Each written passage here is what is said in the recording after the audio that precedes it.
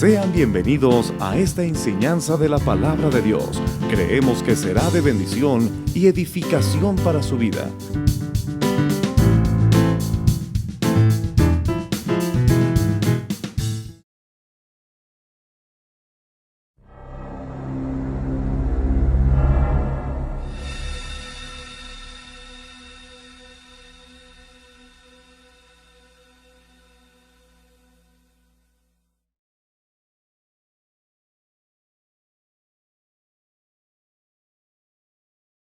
Mira que no pases por tal lugar, porque los sirios van allí.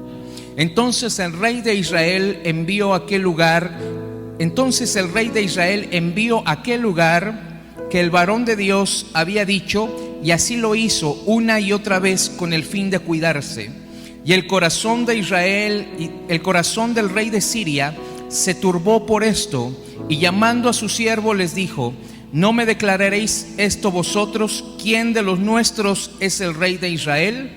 Entonces uno de los siervos dijo: no, rey, señor mío, sino que el profeta Eliseo está con Israel, el cual declara al rey de Israel las palabras que tú hablas en tu cámara secreta. Y él le dijo: id y mirad dónde está, para que yo envíe a prenderlo. Y le fue dicho: he aquí que él está en Dotán. Entonces envió al rey gente de caballo y carros y un gran ejército, y los cuales vinieron de noche y sitiaron la ciudad. Verso número 15: y se levantó de mañana y salió el que le servía al varón de Dios. He aquí el ejército que tenía sitiada la ciudad con gente de caballo y carros. Entonces su criado le dijo: ay, señor mío, ¿qué haremos? Él le dijo: no tengas miedo, porque más son los que están con nosotros que los que están con ellos. Y Eliseo le dijo: te ruego, oh Jehová, que abra sus ojos para que vean. Entonces Jehová abrió los ojos del criado y miró, y aquí que en el monte estaba lleno de gente de a caballo y de carros de fuego alrededor de ellos. Y luego que los sirios descendieron a él, oró Eliseo a Jehová y le dijo: te ruego que hieras con ceguera a esta gente. Y los hirió con ceguera conforme a la petición de Eliseo. Después les dijo Eliseo: no es este el camino, ni esta es la ciudad. Seguidme, yo les guiaré al hombre que buscáis. Y lo siguió a Samaria. Y cuando llegaron a Samaria, dijo Eliseo: Jehová, abre los ojos de estos para que vean. Y Jehová abrió los ojos, y miraron, y se hallaban en medio de Samaria. Cuando el rey de Israel los hubo visto, dijo Eliseo: los mataré, padre mío. Él respondió: no los mates. ¿Matarás tú a los que tomaste cautivos con tu espada o con tu arco?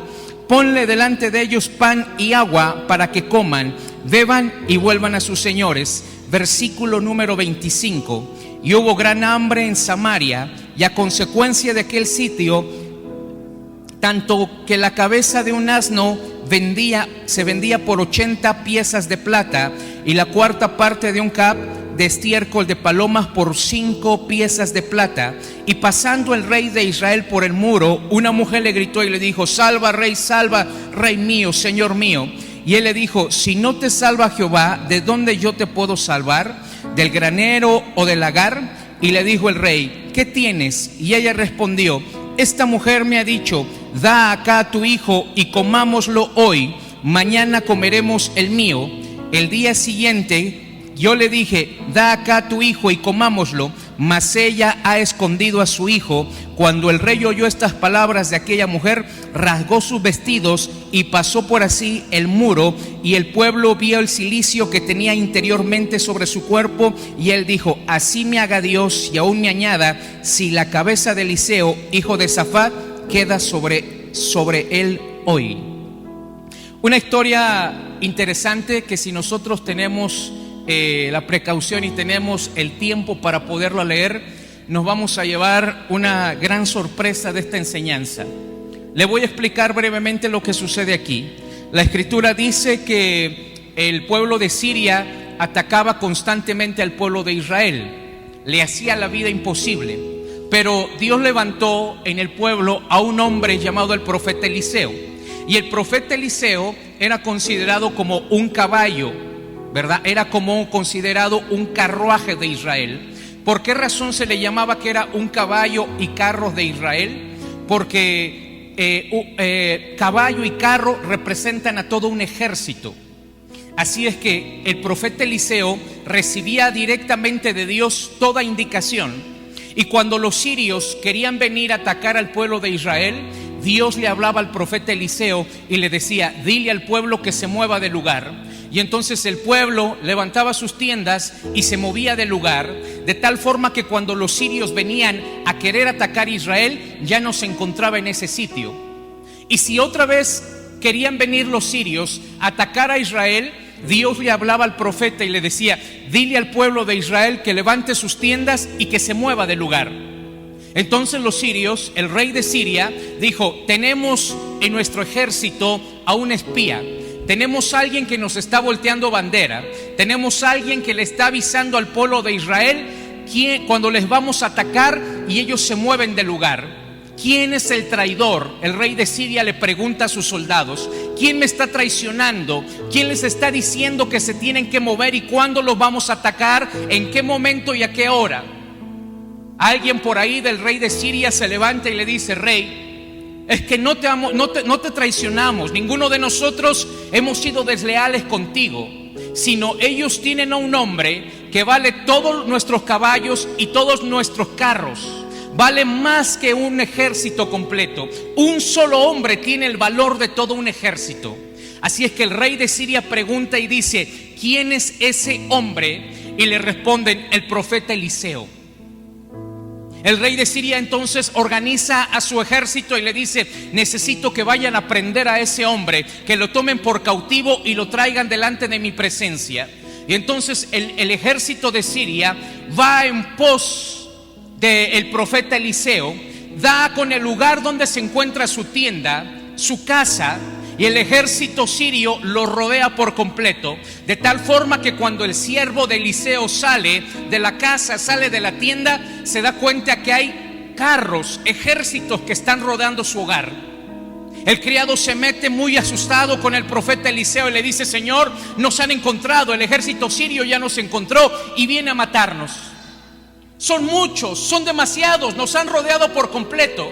Y entonces el profeta Eliseo le dice: calma, tranquilo, Dios está con nosotros. Dile al que tienes al lado: Dios está con nosotros.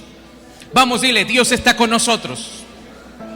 Y entonces le da la tranquilidad el profeta a su criado y le dice: no importa cuántos son más los que están con nosotros que los que están en contra de nosotros. Sabes, todo un ejército podrá estar en tu contra. Gente, tus enemigos se podrán haber levantado en tu contra, pero cuando Dios está contigo, entonces no hay nada que temer, porque Dios está como un poderoso gigante a tu alrededor, mi amado hermano. Y entonces le da la tranquilidad al criado y hace una oración maravillosa. Y la oración que hace es: Señor, yo te pido que le abra los ojos a este hombre, te pido que le abra los ojos a mi criado.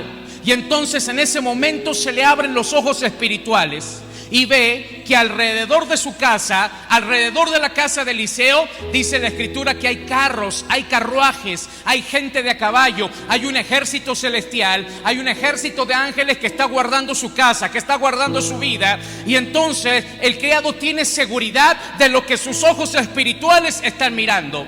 Algo que tú y yo tenemos que aprender a hacer es aprender a mirar con los ojos espirituales. Tú y yo no andamos por estos ojos naturales, porque nuestros ojos naturales perciben las cosas que no son reales. Nuestros ojos naturales perciben las cosas que no son del Espíritu. Nuestros ojos naturales perciben y logran ver hasta nuestra nariz. Pero cuando nosotros miramos a través de los ojos espirituales, nosotros podemos mirar mucho más allá y podemos mirar que no estamos solos, sino que Dios ha puesto un ejército angelical alrededor de nosotros, sino que ha sido puesta su mano sobre nosotros y que no hay enemigo que nos pueda enfrentar.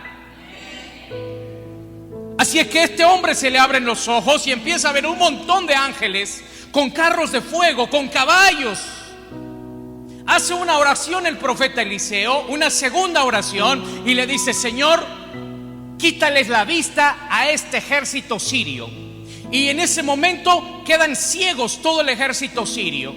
Es maravilloso porque puedes imaginarte, el ejército sirio no veía, no sabía dónde estaba. Le entró un temor a ese ejército sirio quedó ciego por completo, el profeta Eliseo va y les dice: ustedes están buscando un hombre. Mira cómo dice la palabra: ustedes están buscando un hombre en un lugar específico. Yo los voy a llevar al lugar específico y con la persona que están buscando. Así es que los hombres ciegos, el ejército sirio que estaba ciego, empieza a caminar en esa ceguera, y solamente con la dirección de la voz del profeta Eliseo los lleva con el rey de Israel. Cuando los conduce, puedes imaginarte esa escena: todo el ejército de Siria estando ciego frente al rey de Israel, su enemigo acérrimo. El profeta Eliseo hace una tercera oración y le dice: Dios, ábrele los ojos. Y cuando le abre los ojos al ejército sirio, se encuentran frente al rey de Israel y todo el ejército de Israel. O sea, el profeta encamina los pasos de Siria hacia Israel, hacia el ejército de Israel y hacia el rey de Israel. En pocas palabras, el profeta entregó en sus manos del rey de Israel, los entregó para matarlos. Podía acabar con ellos. Por eso el rey de Israel le dice: Padre mío, ¿qué quieres que yo haga con estos? ¿Quieres que los mate? ¿Quieres que les quite la vida? ¿Usted qué hubiera hecho si su enemigo fuera entregado en sus manos? ¿Usted qué hiciera si sus enemigos fueran entregados en sus manos? Algunos dirían: yo no tendría misericordia porque ellos me hicieron la vida imposible. Yo no tendría misericordia porque ellos no tuvieron precaución de mi familia. Ellos me afectaron mi matrimonio, ellos afectaron mi familia, ellos afectaron mi finanza, ellos afectaron mi negocio. ¿Qué haría usted si Dios entregara a sus enemigos en sus manos? Que se los pusiera de frente, que se los pusiera tan papita que usted pudiera destruirlos y acabarlos con ellos. Así es que el profeta Eliseo los lleva de la mano y los presenta delante del rey de Israel, les quita la ceguera y en ese momento abren los ojos y todos empiezan a mirar que se encuentran en el palacio del rey de Israel. Todos empiezan a mirar y dicen: ¿qué es esto? Esto es una trampa. Y se dan cuenta que alrededor del ejército sirio está el ejército de Israel, listo, con espadas, con lanzas, con escudo, para acabar con su vida. El rey de Israel le dice al profeta: ¿quieres que lo matemos, padre mío? ¿Los has traído para acabar con sus vidas? ¿Me los has entregado para hacerlos añicos? ¿Me los has entregado para avergonzarlos? Y mira lo maravilloso que dice el profeta: no, yo no te traje para que les quitaras la vida tan cobardemente. Yo te los traje para que les dieras pan y les dieras agua, y una vez saciados, ellos se vayan a su tierra, a su pueblo, con su rey, con su gente. El pueblo sirio come, bebe, y después saciados se van sanos y salvos con el rey de Siria. Y le dicen todo esto al rey de Siria de lo que acaba de acontecer. A veces tú y yo tenemos el deseo de venganza, pero la venganza mejor que puedes tener y la venganza más dura hacia uno de tus enemigos es hacerle el bien. Porque el rey de Siria quería acabar con el profeta Eliseo. Sin embargo, no lo hizo el profeta Eliseo. No hizo mal en contra del ejército de Siria. Cuando los podía matar con sus propias manos, con su criado, o los podía matar junto con el ejército israelita, no atentó en contra del ejército de Siria. Más bien, lo que hizo fue darles alimento y bebida y regresarlos a su casa. Porque cuando el enemigo intenta hacerte daño, porque cuando el enemigo quiere tu cabeza, porque cuando las fuerzas oscuras están pidiendo tu cabeza, Dios tiene una estrategia mucho mejor. Dios tiene la forma de vengarte. Dios tiene la forma superior. Dios tiene ese tacto. Dios tiene esa estrategia para salir, que tú salgas ileso.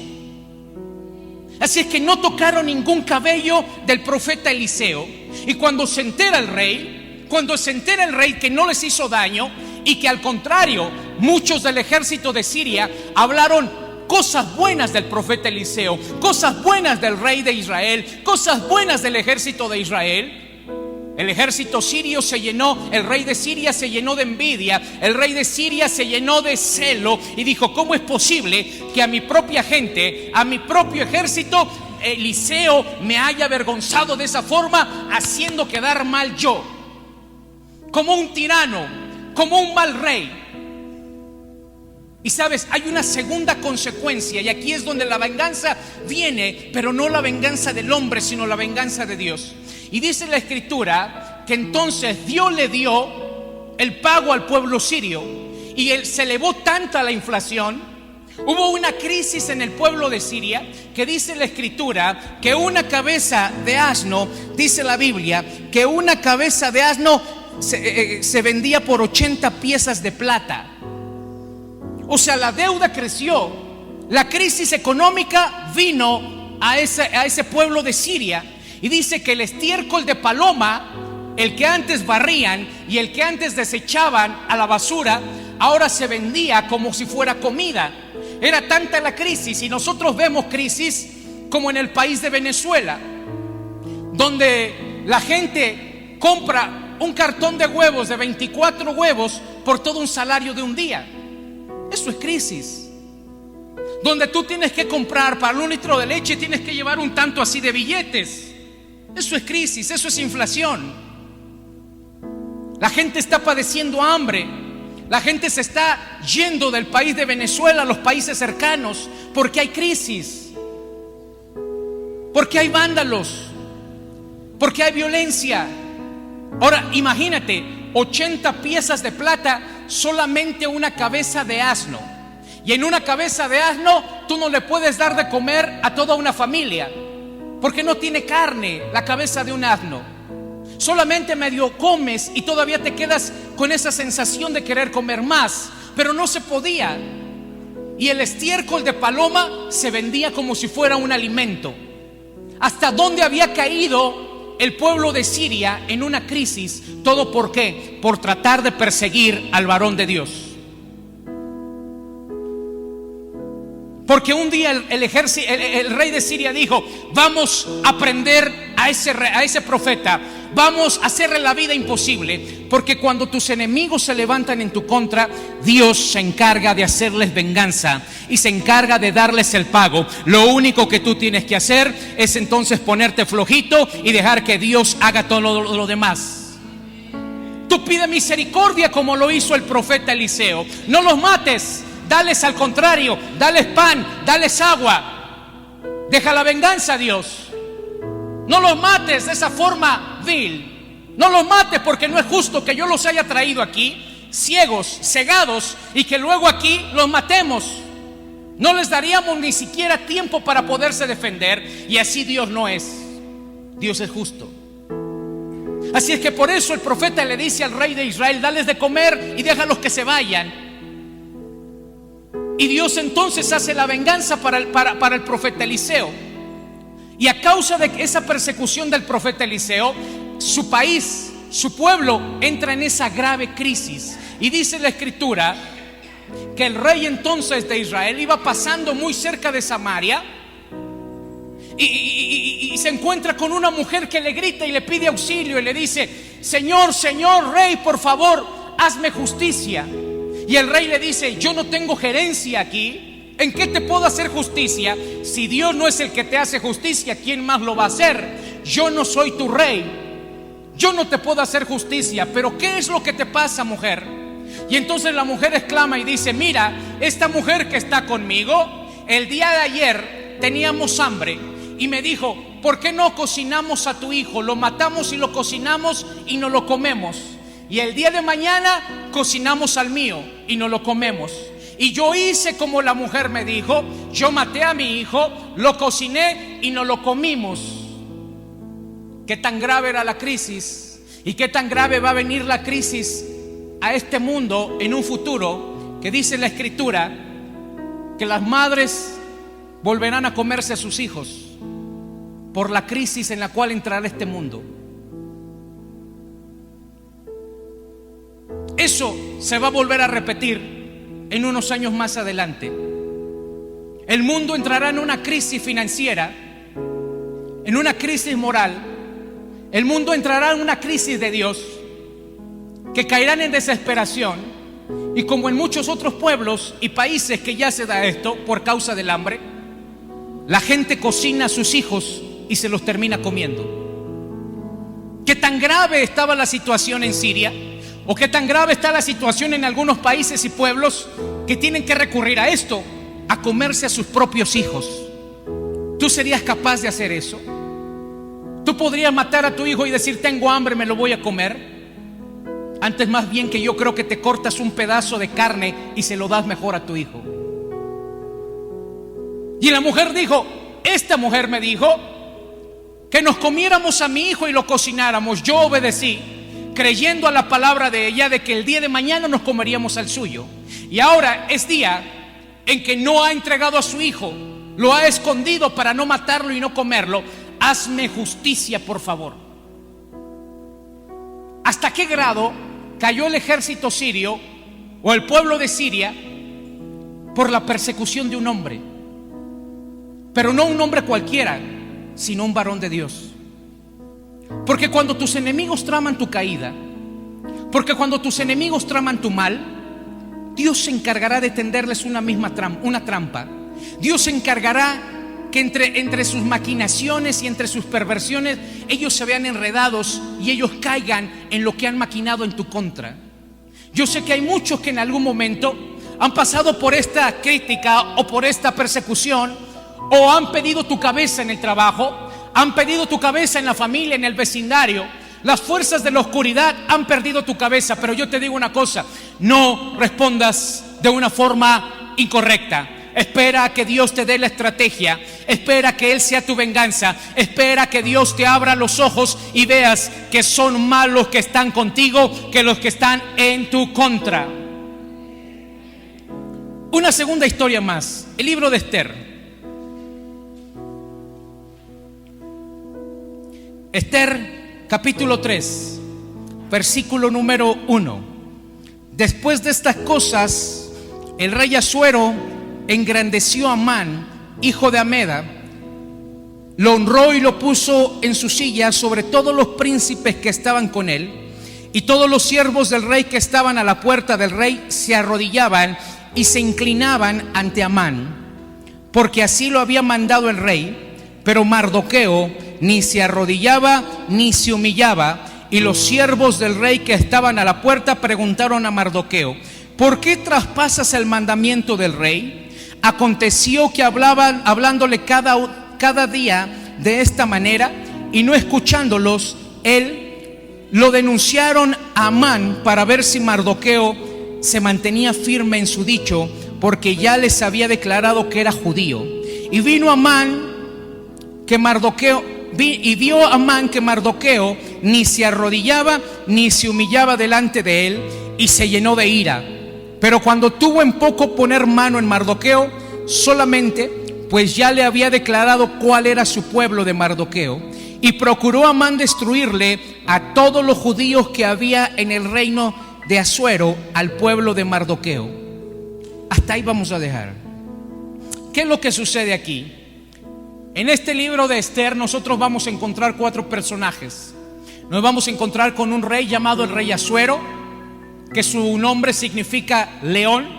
Nos vamos a encontrar con Mardoqueo, que es el tío de Esther, y el nombre de Mardoqueo significa el que es manso, el que es hombre pequeño, el que es humilde. Nos vamos a encontrar con un tercer personaje llamado Esther, la reina Esther, que su nombre significa la que tiene estrella o la que brilla. Y nos vamos a encontrar un cuarto personaje llamado Amán. Amán significa el que perturba, el impulsivo, el destructor, el quebrantador, el que consume.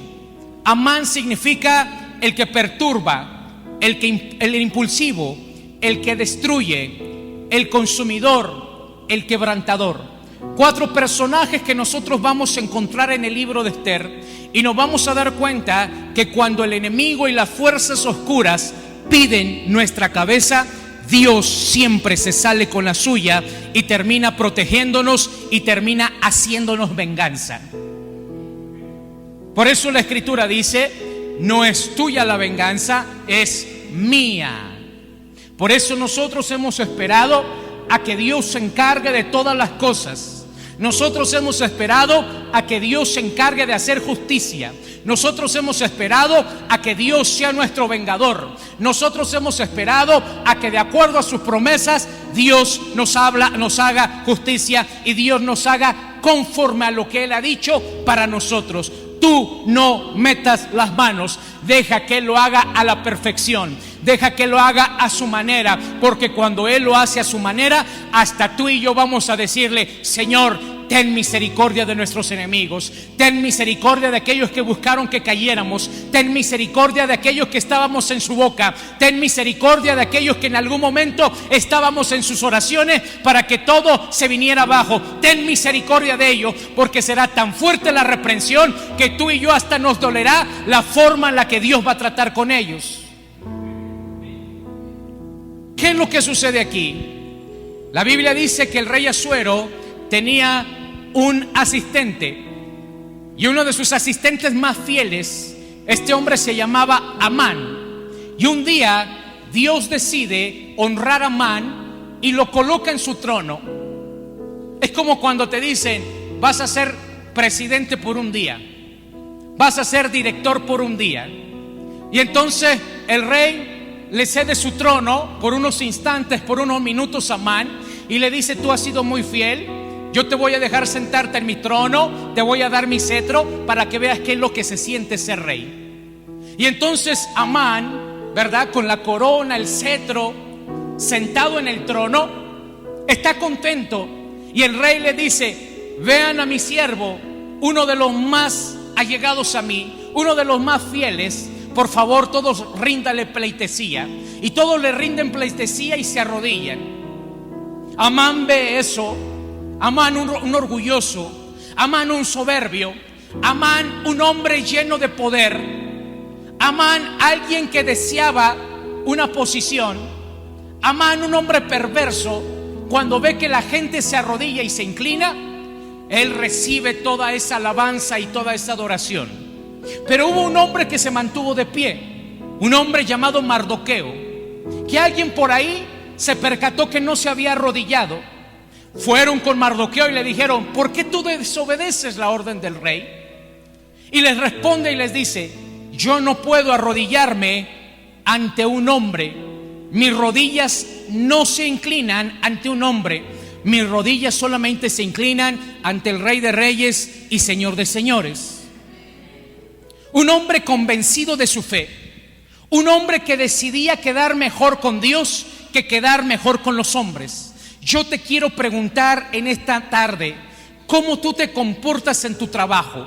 ¿Cómo tú te comportas con tus compañeros? ¿Cómo tú te comportas con las personas? ¿Con quién quieres quedar bien? ¿Con quién te quieres congraciar? Hay muchos que niegan su fe, hay muchos que niegan su credo, hay muchos que niegan a Dios tan solo por ser aceptados en el círculo de amigos, tan solo por ser aceptados en el círculo de empleados, tan solo por ser aceptados por su jefe en el trabajo o por los padres en casa, logran negar su fe.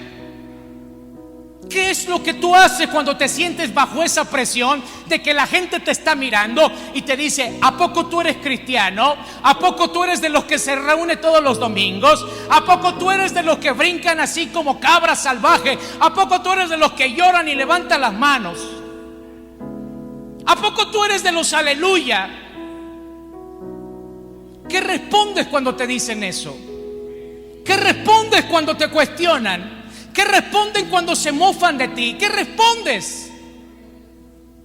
Porque algunos, por guardar la amistad, por no perder el noviazgo, por no ser la mofa o la burla, por no perder el trabajo, por no ser criticados, niegan el evangelio, niegan a Jesús, niegan su fe, tan solo por quedar bien con un hombre.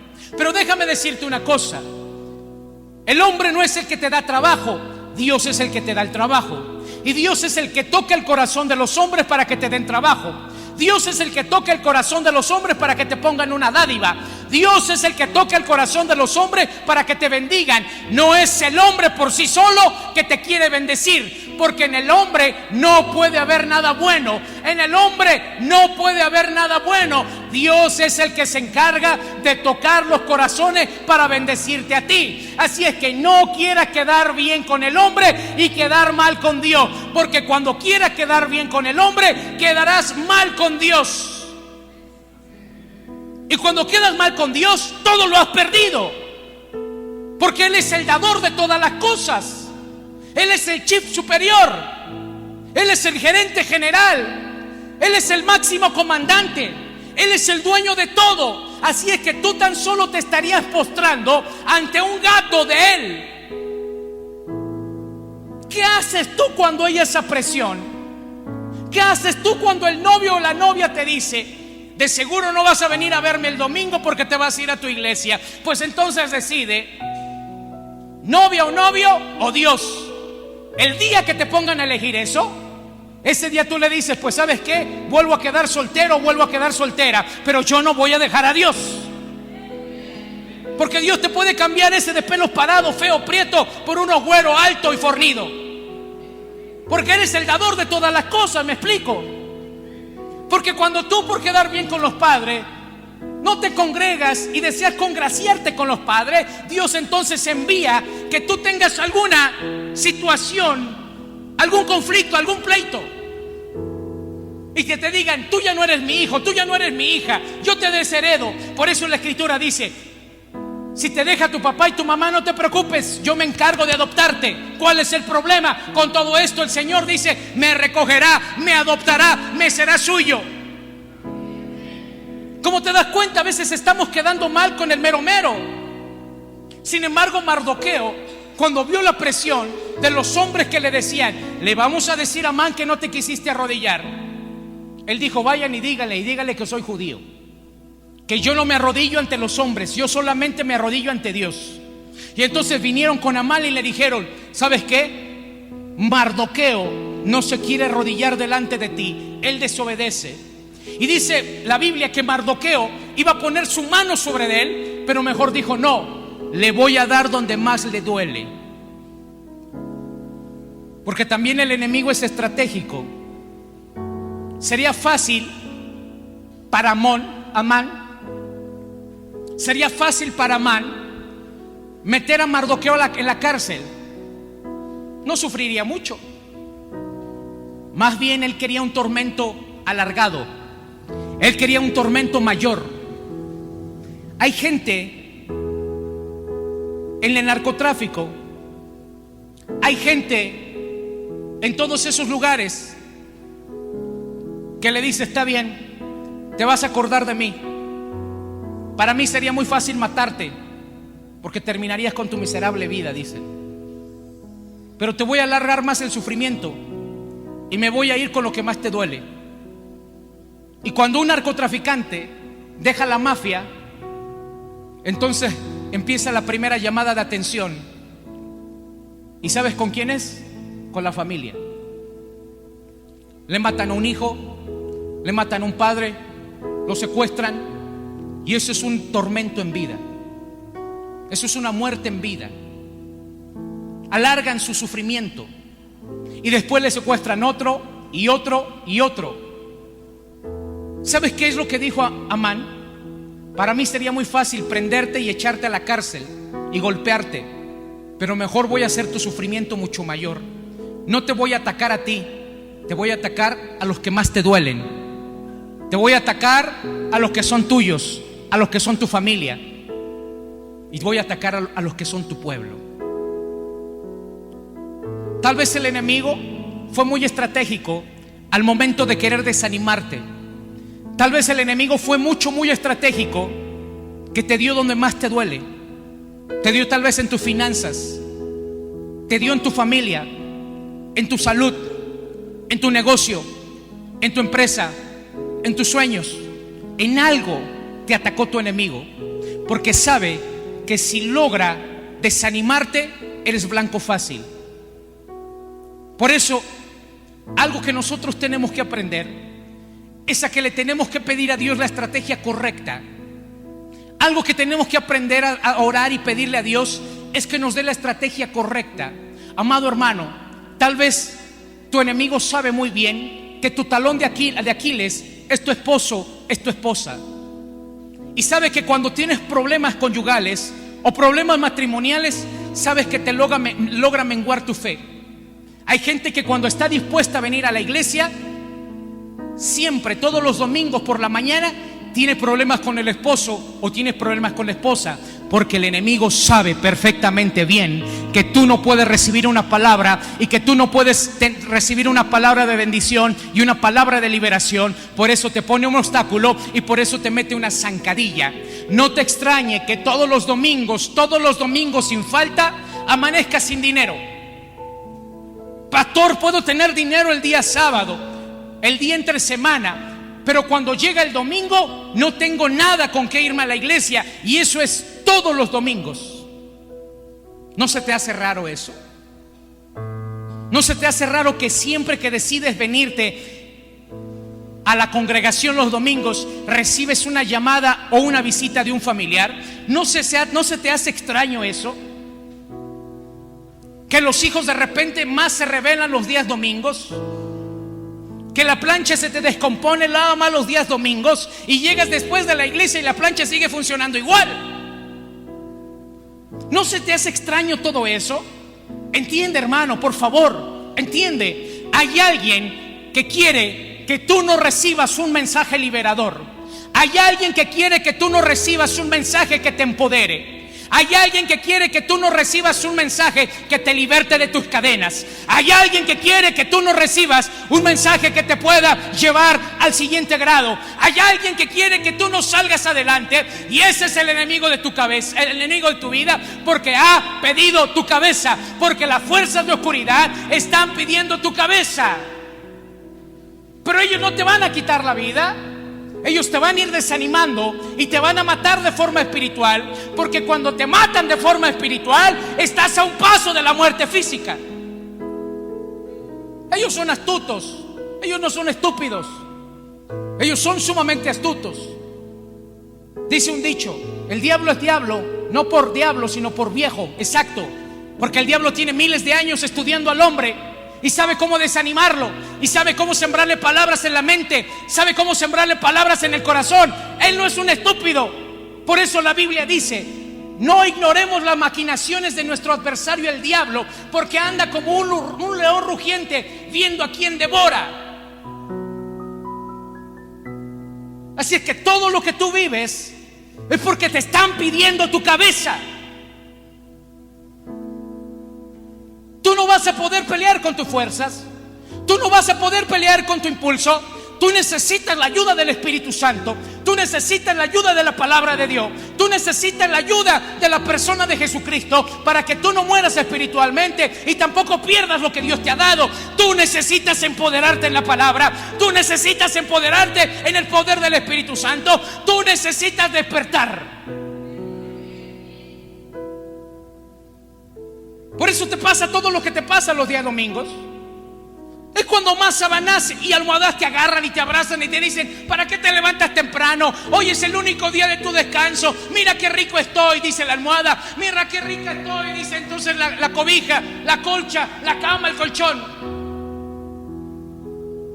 Y tú estás de tonto diciéndole: claro, estás bien rica, estás bien deliciosa, mejor 5 minutos más. ¿Qué importa si llego a la iglesia con toda la baba aquí? ¿Qué importa si llego aquí con todo el almohadazo? ¿O qué importa si llego después de 1 hora o 2 horas? Finalmente la prédica termina hasta las 5. Alguien quiere tu cabeza. Alguien quiere que tú no despiertes. Alguien te quiere que tú te quedes en esa misma condición. yo no sé qué vas a hacer, pero si a mí alguien pide mi cabeza, yo no le voy a dar el gusto de que entonces me corte la cabeza. Si alguien pide mi cabeza, yo no le voy a dar el gusto, y yo no le he dado el gusto a mis enemigos de verme derrotado. Yo no le he dado el gusto a mis enemigos de cortarme la cabeza. Yo no le he dado el gusto. Y mire que han pedido mi cabeza muchas veces, y sin embargo yo no me he dado por vencido, y he peleado y le he dicho: Señor, no les des el gusto, porque yo estoy contigo y no avergüenzas a los que creemos en ti. Cada vez que veo cosas de brujería, cada vez que veo a alguien que dice: ¿cómo no está acabado?